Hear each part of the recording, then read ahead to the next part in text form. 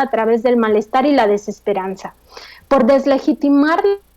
las acciones gubernamentales por medio de la difusión de mensajes adversos, ofensas y noticias falsas. Luego se promueven constantes movilizaciones de protesta. Se emplean rumores para generar escenarios de falsa carestía y con ello señalar la incompetencia del gobierno e iniciar juicios injustos contra los gobernantes.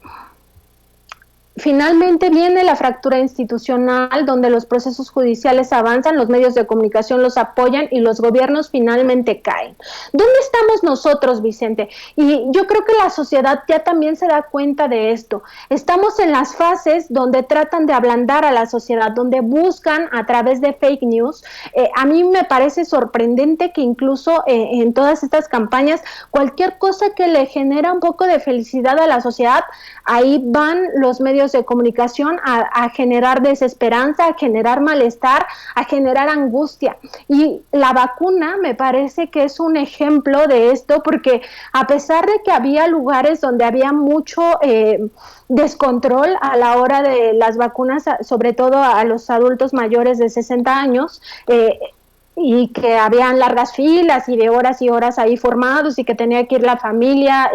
hasta con un día de anticipación. A pesar de eso, que generaba cierto malestar momentáneo, cuando el adulto mayor, que podría ser tu padre o tu abuelo o tu tío o algún familiar o algún ser querido, se vacunaba, ya generaba mucha felicidad en la sociedad y todo el mundo estaba pues como muy contento con estas primeras vacunas. Y sacan que hay una vacunación de aire. Entonces empiezan con toda una campaña de desprestigio hacia la vacunación, que no les ha servido, no han generado este malestar que quieren, no han desestabilizado, digamos, de alguna manera el reconocimiento que tiene el presidente López Obrador, pero así con las vacunas es un ejemplo de muchos. Las noticias falsas han abundado, sobre todo en la época de la pandemia, pero en general desde que empezó el gobierno del presidente López Obrador. Entonces estamos hablando de temas muy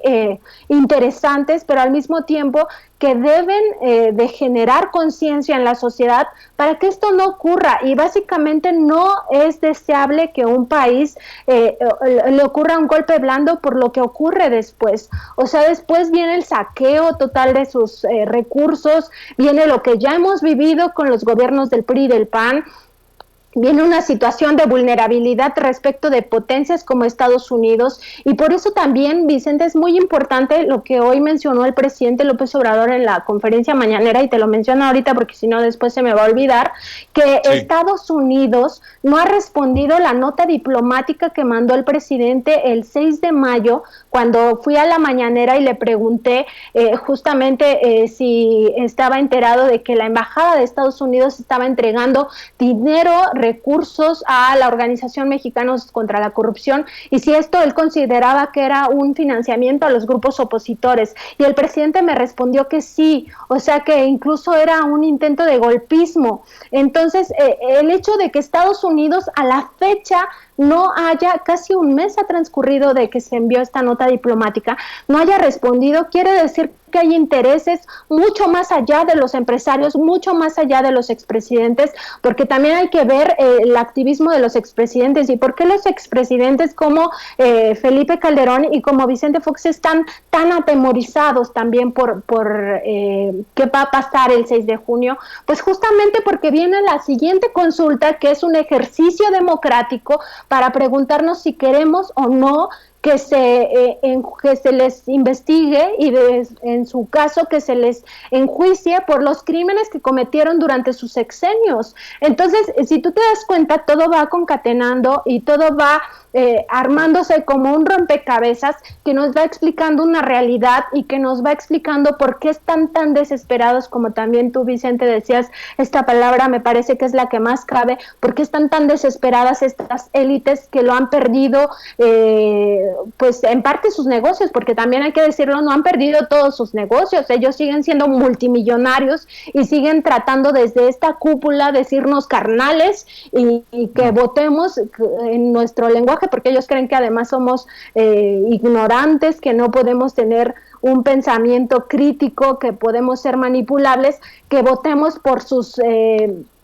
propuestas que son el PRI, el PAN y el PRD, que son propuestas añejas del pasado, que solamente han traído corrupción al país, que han traído impunidad, que han traído pobreza, que han traído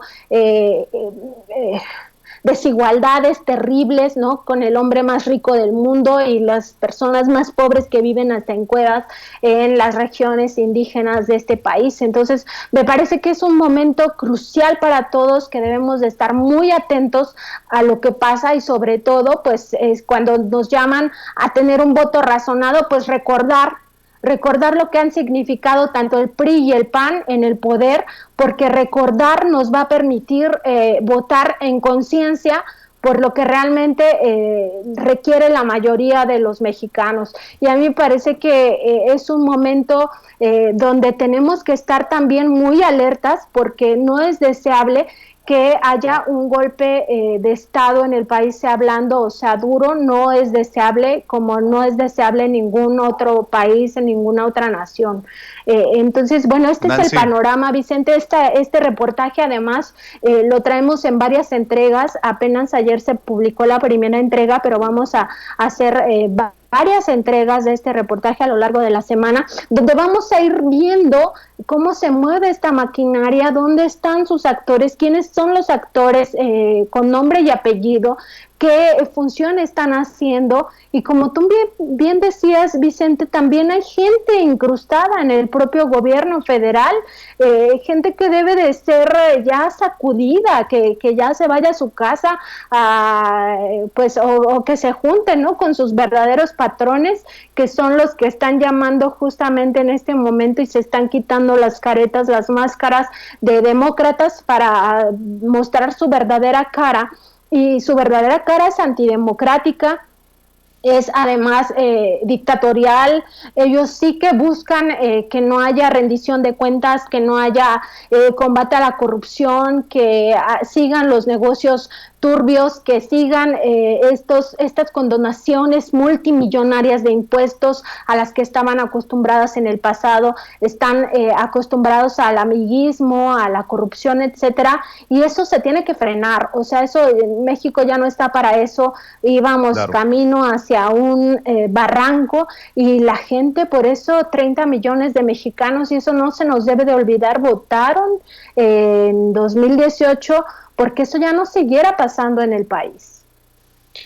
Nancy,